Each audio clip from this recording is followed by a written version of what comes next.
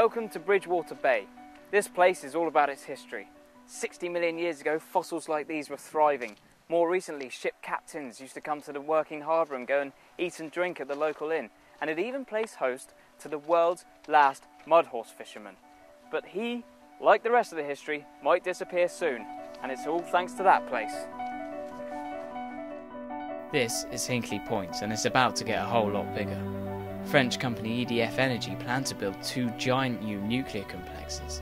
This will affect the coastal plain of West Somerset in a number of ways, both positively and negatively. But the 2 men that it will affect the most are the world's last mud horse fishermen. Brendan and his son Adrian could lose their livelihood. That wooden contraption that Adrian is pushing is the mud horse. He heads out over the mud flats of Bridgewater Bay to his nets and brings back all sorts of wonderful fish to this shop where his father Brendan sells it. But because of the way the nuclear reactors are cooled, this age-old trade may be destroyed.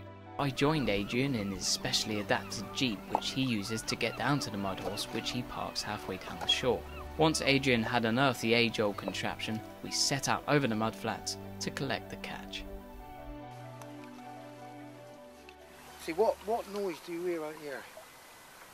Look at that. The birds and just the swelling of the sea. That's about it. Adrian's stationary nets catch the fish when the tide is in, and he rushes to collect them before the seagulls get there first. You guys are genuinely the last mud horse fisherman in the world, aren't you? I'm absolutely the last mud horse fisherman. Yep. So are you looking to pass it on, or? Well, is it going to be here? If they build that other nuclear power station, is it going to be here to be passed on? That's the thing of it. Having loaded the mud horse, Adrian must push the contraption the long, slippery mile back to the shingle. Just a few miles away in the local town of Bridgewater, EDF project manager Simon Dunford was explaining to the public the new plans for Hinkley Point. As far as we're concerned, one of the checks that we are doing is looking at a fish survey.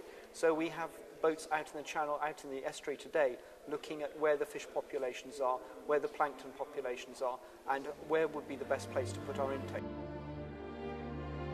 Back at the Selleck's fish house, Brendan was cooking the freshly caught shrimps and reminiscing the old days, regretting how they will never return. When I was a boy 60 years ago, I took it on from my father. There was a dozen people doing it in this Bridgewater Bay estuary fishing. You couldn't do that these days. Over the years it just intakes, and anything that intakes comes out dead. Brendan and Adrian say they will listen to what EDF have to say, but whatever happens, do they really believe the new reactors will destroy their livelihood? Well, it could, yes. It's not for us as much as it's destroying the life of the animals, the fish, babies. That's the important part of it. Now this ancient old trade only has a short time to save itself as the arguments for and against the nuclear expansion get underway.